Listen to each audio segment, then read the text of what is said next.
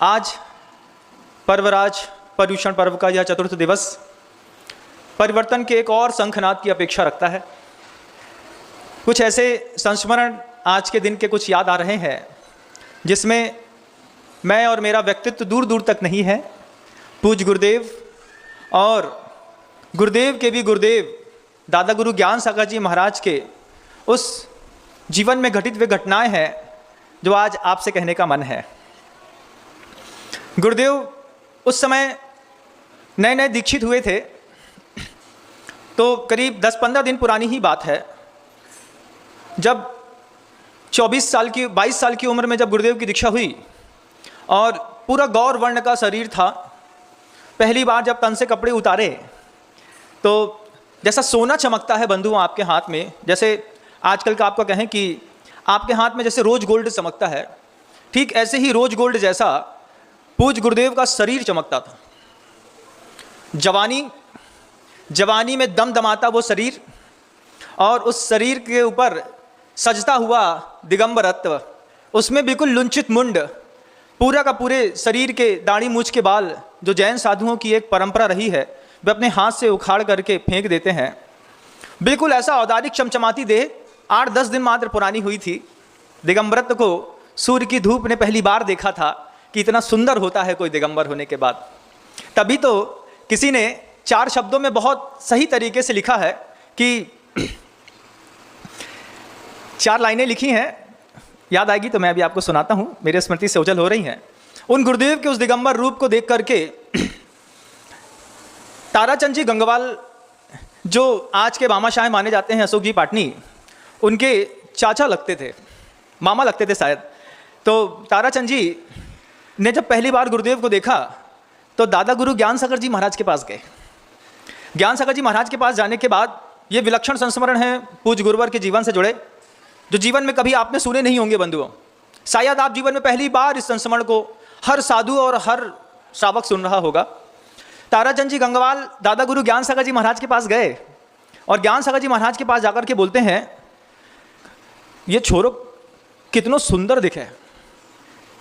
दोनों की चूंकि मारवाड़ी भाषा थी, तो मारवाड़ी भाषा अपने आप में एक अलग मिठास लेके आती है। दादा गुरु ज्ञान सागर जी महाराज सिर झुकाए थे, कुछ लेखन कार्य में लगे हुए थे। आंख उठा के देखा तो देखा कि ताराचंद जी गंगवाल साहब यहाँ पे बैठे हैं। बोले, ये विद्यासागर जी महाराज को शरीर घनो सुंदर दिखे। तो बोले, थे कई मतलब है था का? बोले, मतलब यूँ नहीं है, बस ये देख रही हूँ मैं कि इतनो सुंदर शरीर में दिगंबर रूप बहुत अच्छो लग रहा है। बोले, हाँ। ज्ञान सागर जी महाराज ने एक बहुत अच्छी बात कही। ज्ञान सागर जी महाराज बोले, एक साधु के अंदर जवानी, बचपन और बुढ़ापा तीनों एक साथ दिखते हैं। ताराचंद, साधु के अंदर बचपन, जवानी और बुढ़ापा तीनों दिखते हैं। तुमको अभी सिर्फ उनका बाहर का रूप दिखाई दे रहा है। उसी साधु के अंदर तुम 3 चीज एक साथ देख के दिखाओ कैसे दिखती है। बचपन देखो उनका, उनकी जवानी भी देखो, और इस जवानी की उम्र में उनका बुढ़ापा भी देखो। तो ताराचंद जी जो थे वो मुस्कुरा करके बैठ करके बोलते हैं, महाराज जी आप ही बताओ, मैंने तो कहीं भी हमारे दिमाग में नहीं सूझा कि एक छोरों के अंदर एक ही टाइम में बचपन भी दिख जाए, नहीं जवानी भी दिखे, उसके साथ आप बोल रहे हो बुढ़ापा भी दिखे। तो दादा गुरु ज्ञान सागर जी महाराज कहते हैं कि उस साधु के अंदर तुम बचपन जैसी सरलता देख लो, देखो उनके अंदर सरलता कितनी है। कुछ भी घटता है वो सीधे हमसे आकर के कहते हैं। और मूलाचार में ये कारिका भी लिखी है, साधु जीवन की सरलता की उत्कृष्टता प्रदर्शित करने के लिए, उनको निर्देशित करने के लिए ये कारिका आती है बंधुओं। जह बालो जपंतो कज्जम कज्जम उज्जयम भणई तह आलोचेयवम माया मौसम चमोत्तूर्ण। कि कोई दिगंबर साधु जब उनके किसी दैनिक क्रियाकलाप में कुछ दोष इत्यादि लग जाते हैं तो गुरु के सामने कैसा बोलता है, वैसा बोलने को कहा। जह बालो जपंतो, जैसा कोई बच्चा छोटा सा अपनी माँ के सामने कहता है। माँ के सामने कहता है, माँ उसने हमको ऐसा दिया, हमने ऐसा कर लिया, फिर ऐसा हो गया, फिर ऐसे टूट गई, ये खराब हो गई। बिल्कुल किसी भी प्रकार के छल प्रपंच से दूर होकर के, जैसे एक नन्हा शिशु अपनी माँ के सामने कहने योग्य और ना कहने योग्य दोनों बातें कहता है, ठीक ऐसे ही ये विद्यासागर जी हैं जो मेरे सामने वे सारी बातें कह देते हैं। मैं सुनता हूँ तो मुझे हंसी आती है। तो उनके उस औदारिक शरीर में तुम उनके बचपन की सरलता देखो और जवानी भी देखो। जवानी में क्या देखो, जवानी का उत्साह देखो कि दिगंबर की पालन करने में, चर्या पालन करने में कितने जबरदस्त हैं। तो ताराचंद जी कहते हैं बुढ़ापे को कई देखनो इनके अंदर, बुढ़ापा का तो कोई लक्षण भी नहीं दिख रहा, बठा नहीं देखा, एक तो बाल भी कालों के सफ़ेद नहीं हुआ अभी, अब बुढ़ापे का कई दिखेगा। तो ज्ञान सागर जी महाराज कहते हैं तने तो बस शरीर ही दिखा, कई मन भी देख के देख, बुढ़ापे की गंभीरता जितना एक 80 साल के वृद्ध के अंदर हुई नहीं, उतनी गंभीरता तो विद्यासागर जी महाराज के अंदर पहले दिन से दिखाई दे रही है। 3 चीज, बचपन की सरलता, जवानी का उत्साह और बुढ़ापे की गंभीरता, ये तीनों चीज गुरुदेव के उस औदारिक देह में, वचनों में, शैली में शुरुआत से है बंधुओं। ये शौच धर्म का दिन है। ये व्याख्यान इस संस्मरण के साथ पूरा होगा। इसमें एक और संस्मरण जुड़ता चला गया। संस्मरण क्या जुड़ा कि जब यही पर्युषण पर्व के दिन आए और शौच धर्म का दिन आया, शौच धर्म के दिन कजौड़ी मल जी आए और कजौड़ी मल जी दादा गुरु ज्ञान सागर जी महाराज से कहते हैं, क्या कहते हैं, वहाँ पे सामने आकर के बैठे तो दादा गुरु ज्ञान सागर जी महाराज बैठे थे। ज्ञान सागर जी महाराज बैठे तो कजौड़ी मल जी ज्ञान सागर जी महाराज से कहते हैं कि महाराज जी, हाँ कही हो गया, बस हो नो कही तो, आज तो शौच धर्म को दिन है और हम सोच रहे हैं कि आप बोल दो, नहीं तो फिर विद्यासागर जी महाराज बोल देंगे। तो बोलेंगे वो कहीं बोलेगा शौच धर्म के बारे में, वो का कहीं पता है। तो कजौड़ी मल जी बोलते हैं विद्यासागर जी महाराज जी को शौच धर्म के बारे में पता नहीं है। बोले जिसको पता रहता है वो अपने मुंह से कभी बोलता नहीं है। विद्यासागर जी महाराज उस शौच धर्म में जीने वाले लोग हैं। तो दादा गुरु ज्ञान सागर जी महाराज ने वो जो बात कही, वो बात कजौड़ी मल जी और दादा गुरु ज्ञान सागर जी महाराज के बीच की बात थी। दादा गुरु ज्ञान सागर जी महाराज कहते हैं तुम आचार्य विद्यासागर जी महाराज के अंदर, विद्यासागर जी के अंदर, अभी तो आचार्य विद्यासागर जी महाराज तो वो बाद में बने, गुरुदेव ने ही बनाया। वो शब्द ऐसे निकलते हैं क्योंकि तन मन में वो शब्द रंगा हुआ है। तो गुरुदेव के लिए कहते हैं विद्यासागर जी के अंदर देखो शौच धर्म। तो कजौड़ी मल जी कहते हैं कैसे देखें, क्या देखें। तब दादा गुरु ज्ञान सागर जी महाराज कहते हैं कि जैसे घर के अंदर जब कोई व्यक्ति मर जाता है, उदाहरण है, उदाहरण के माध्यम से उस धर्म की प्रतिष्ठा दिखाने का प्रयास है। जैसे घर के अंदर जब कोई, आपके घर के अंदर कोई मर जाता है, आपका चेहरा कैसा हो जाता है, कल्पना करो, मन कैसा हो जाता है, अरे घर में मिट्टी पड़ी है। जैसे घर में मिट्टी पड़ी है, वो जो उदासी आपके चेहरे के अंदर एक दिन की मृत्यु होने पर आती है, वैसी उदासी 4 चीजों में गुरुदेव के चेहरे पर हमेशा रही है। मृत्यु जैसी उदासी, आप समझ रहे हैं, घर के अंदर कोई मर गया, आप कैसे उदास हो जाएंगे, उतना ही उदास हैं वो किससे, जीवन से, उतना ही उदास हैं वो आरोग्य से, उतने ही उदास हैं वो इंद्रियों के सुख से, उतने ही उदास हैं वो किससे, तो भोग और उपभोग से। इन 4 चीजों के बीच में शौच धर्म चला करता है। किसी 5वीं चीज की शौच धर्म में कोई आवश्यकता नहीं है। दादा गुरु ज्ञान सागर जी महाराज कहते हैं कि उनको देखो, उनको जीवन से कोई मतलब नहीं है, उनको इंद्रिय के सुख से कोई मतलब नहीं है। मैंने थोड़ी सी बात कही थी कजौड़ी मल, याद करो, उन्होंने आजीवन वाहन का त्याग कर दिया, दीक्षा लेते साथ ही नमक और मीठे का त्याग कर दिया। ये क्या छोटी बात है, क्या समझते हो? इंद्रिय के सुख से ऊपर उठा व्यक्ति है, उसके जीवन में शौच धर्म फलीभूत होता है। भोग और उपभोग के मामले में जो थोड़ा ऊपर उठ गया है, शौच धर्म उनको प्रेरणा देता है। बंधुओं, शौच धर्म की मर्यादा जब खींची गई तो पूज्यपाद स्वामी ने सरवार सिद्धि में कहा, क्या कहा, प्रकर्ष प्राप्त लोभान निवृत्ति ही शौचः। शौच धर्म क्या है? प्रकर्षता को प्राप्त हुआ जो लोभ है उससे निवृत्ति चाहता है कोई चित्त, कोई आत्मा, उसके जीवन में शौच धर्म घटित होता है। जब इसी शब्द की व्याख्या पूज्य गुरुदेव अपने तत्वार सूत्र के वाचन में कर रहे थे तो गुरुदेव के ही शब्द हैं। गुरुदेव ने कहा कि देखो इसमें क्या विशेषण लगाया है, लोभ के आगे विशेषण लगा है प्रकर्ष प्राप्त। ये नहीं लिखा लोभान निवृत्ति ही शौचा, लोभ से निवृत्त होने का नाम शौच धर्म है, ऐसा नहीं कह रहे। ये भी नहीं कह रहे हैं सर्वान लोभ निवृत्ति शौचा, कि सारे जितने भी लोभ के साधन मिलते हैं उसमें से निवृत्त होने का नाम शौच धर्म, ऐसा भी नहीं कहा। लोभ से निवृत्ति भी नहीं कही, सारे लोभ से निवृत्ति भी नहीं कही। किससे कही? प्रकर्ष प्राप्त लोभान निवृत्ति शौचा। जो लोभ के कारण है वो भी जो प्रकर्षता को प्राप्त है। प्रकर्षता को प्राप्त क्या हो सकता है लोभ के मामले में? तो आपको क्या चाहिए? इंद्रिय सुख चाहिए संसारी को। संसारी का धर्म लोभ से चलता, साधुओं का शौच धर्म से। और गुरुदेव ने जब हम लोग को दीक्षित किया, दीक्षित करने के बाद जब पहली बार गुरुदेव ने मूलाचार की क्लास पढ़ाने के लिए पुस्तक को उठाई, सबसे पहला उन्होंने शौच धर्म का ही उपदेश दिया। गुरुदेव के वे शब्द थे बंधुओं, आज भी दिमाग में रहते हैं, कभी विस्मृत नहीं कर सकता मैं उन शब्दों को। गुरुदेव ने कहा था कि पुण्य भोग की 4 अवस्थाएं होती हैं। पुण्य भोग की 4 अवस्थाएं। पहला पुण्य आदमी भोग लेता है पुण्य का सदुपयोग करके। गृहस्थ जीवन में पुण्य का सदुपयोग क्या है? गृहस्थ जीवन में पुण्य का सदुपयोग है, मंदिर जाता है, पूजा करता है, भगवान का अभिषेक करता है, देवशास्त्र गुरु की प्रति श्रद्धा समर्पण का भाव रखता है, मुनि महाराज को आहार दान इत्यादि देता है, तीर्थ क्षेत्र का निर्माण करता है। ये क्या है? पुण्य का सदुपयोग। पहले दिन की क्लास है गुरुदेव की मूलाचार की, जो हम लोगों को आज से 22 साल पहले पढ़ाई गई थी, उन शब्दों को आपको देने का प्रयास करता हूँ। दूसरे शब्द गुरुदेव ने कहे, सदुपयोग करने वाले इस तरीके से अपने पुण्य का सदुपयोग कर लेते हैं। दूसरा है पुण्य का निरुपयोग, प्राणी करता है। पुण्य का निरुपयोग क्या करता है महाराज? पुण्य का निरुपयोग करता है सो करके। पल्ले में पुण्य है, आयु कर्म है, श्वासोच्छ्वास है, लेकिन उसको अपने श्वासोच्छ्वास की चिंता नहीं है, आयु की चिंता नहीं है, पुण्य की चिंता नहीं है, उसको बस निद्रा अच्छी लगती है।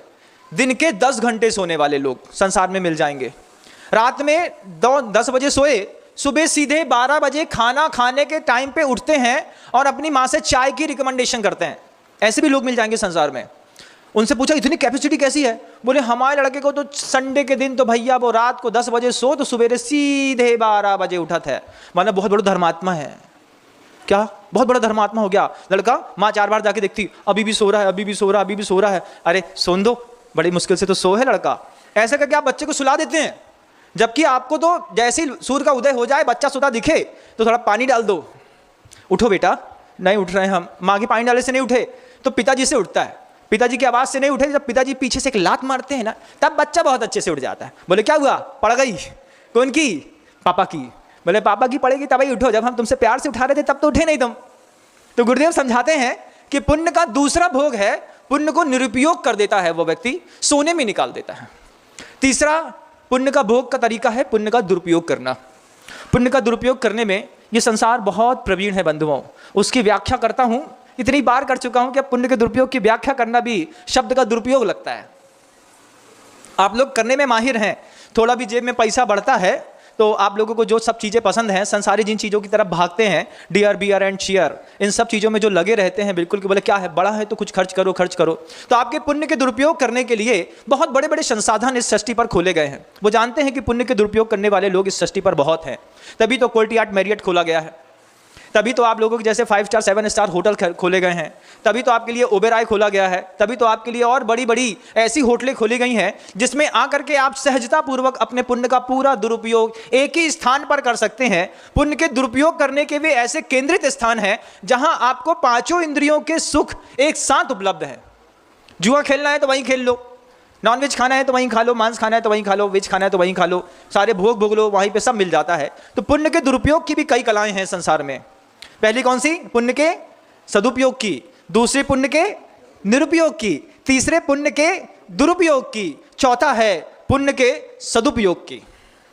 पुण्य के सदुपयोग की कला में गुरुदेव ने हम लोगों को, पहला तो उपयोग बोला था महाराज, पहला पुण्य का उपयोग, अब हुआ है पुण्य का सदुपयोग। पुण्य के सदुपयोग की जो चौथी कला है उसमें गुरुदेव ने हम लोगों को एक साथ बिठा करके पहले दिन की क्लास में बताया था, और जो शब्द बोले थे वे शब्द थे, जीवन में, गुरुदेव के शब्द हैं, जीवन में आत्मा आपको आगे भी मिलेगी। आत्मा आपको आगे भी मिलेगी, लेकिन ये संसाधन नहीं मिलेंगे। कौन कौन से संसाधन नहीं मिलेंगे? तो गुरुदेव ने कहा कि ये जो संसाधन आपके पुण्य के उदय से इस बार आपको मिले हैं, ये संसाधन आपको हर बार नहीं मिलेंगे। जिनकुल हर बार नहीं मिलेगा। जैन धर्म में श्रद्धा हर बार नहीं मिलेगी। ये औदारिक शरीर हर बार नहीं मिलेगा। आपके अंदर ये जो पुण्य वर्गणाओं के साथ आपके अंदर जो एक उत्साह शक्ति है धर्म करने की, ये दोबारा नहीं मिलेगी। इसी शरीर में जब आप आए हैं, जवानी आपको दोबारा नहीं मिलेगी। आत्मा आपको अगली पर्याय में भी मिलेगी, लेकिन जिन धर्म जिन मंदिर नहीं मिलेंगे। अहिंसा का उपदेश देने वाले गुरु नहीं मिलेंगे। तप करने के लिए मौका नहीं मिलेगा। आपके ऐसे परिणाम नहीं होंगे कि हम दिगंबर मुद्दा धारण करके यहाँ पे तपस्या करें। बोले ये जो चीज़ें बेशकीमती हैं, पहले दिन से इन बेशकीमती चीज़ों की कीमत समझिए। फिर गुरुदेव जो बात कहते हैं कि इनकी कीमत कौन खत्म करता है। गुरुदेव कहते हैं हम लोगों से, सभी से कहा था, सब लोग, जैसे किसी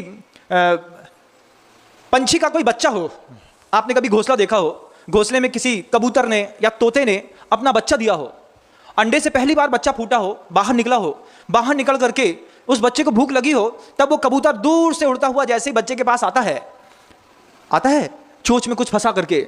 चिड़िया के बच्चों को देखो, कबूतर के बच्चों को देखो, तोते के बच्चों को देखो, जब ये अपने अंडों को सेक करके बड़ा करके जब पहले निकले हैं, पहला बच्चा बाहर निकला है, बिल्कुल गोरी चमचमाती चमड़ी है, चोंच बिल्कुल खून से बिल्कुल लथपथ से दिखाई दे रही है।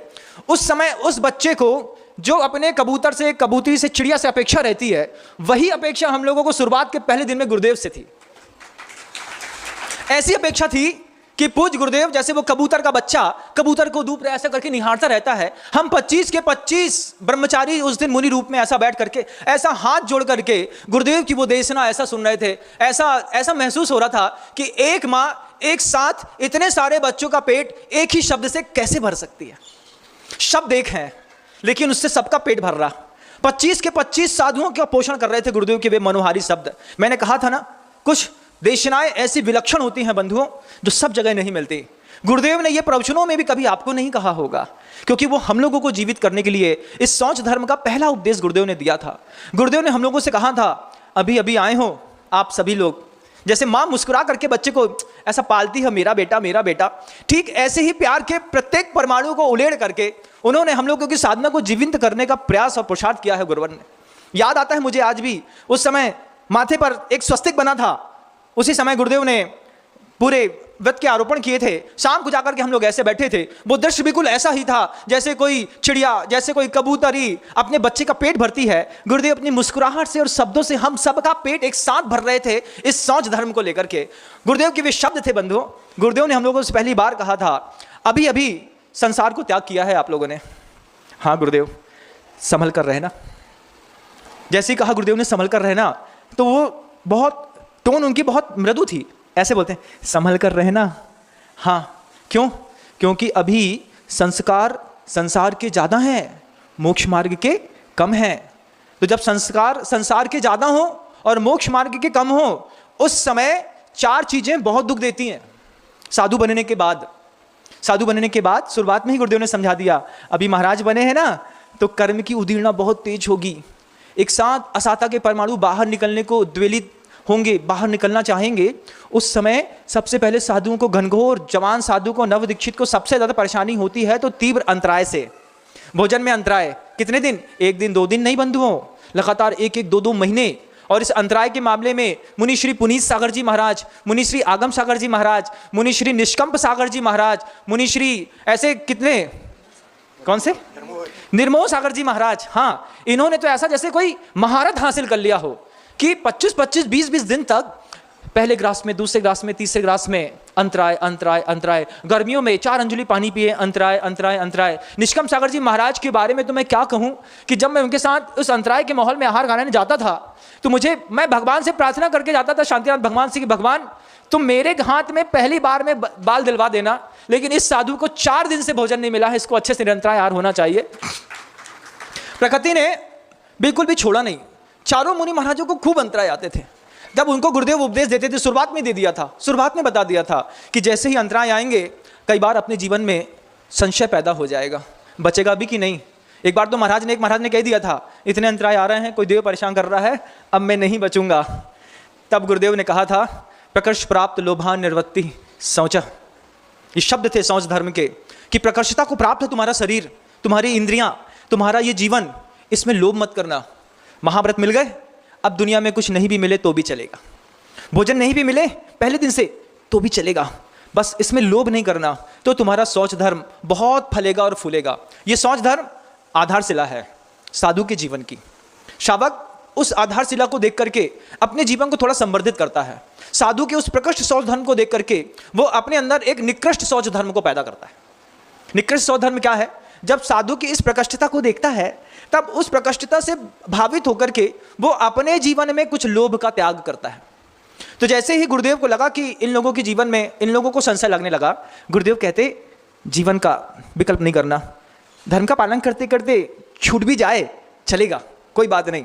पहले दिन के जवान साधु में कोई आचार परमेष्ठी ऐसी धारणा कैसे भर सकते हैं, लेकिन गुरुदेव ने भरी और लोगों को तैयार किया। आज उसका परिणाम है कि चाहे आप निष्कम सागर जी महाराज को देख लें, चाहे आप पुनीत सागर जी महाराज को देख लें, वही पुनीत सागर जी महाराज जिनका शरीर बिल्कुल एकहरा है, 44 किलो का वजन होगा उनके पूरे शरीर का, आज चौथे दिन के उपवास के साथ निरंतर पर्युषण पर्व में वे धर्म की आराधना करने में संलग्न हैं। जबकि चिकित्सकों ने उनसे कह दिया था कि महाराज आप भोजन नहीं छोड़ेंगे। पुनीत सागर जी महाराज ने कहा था मैं साधना नहीं छोड़ूंगा। ये शब्द थे पुनीत सागर जी महाराज के। जब वैद्य ने कहा महाराज शरीर की स्थिति ऐसी है, शरीर में रोग ऐसा है, आप भोजन नहीं छोड़ेंगे, पुनीत सागर जी महाराज ने कहा था मैं साधना नहीं छोड़ूंगा, शरीर तो मैं अपनी बात ही बात में छोड़ सकता हूँ, इतना मुझ में साहस है।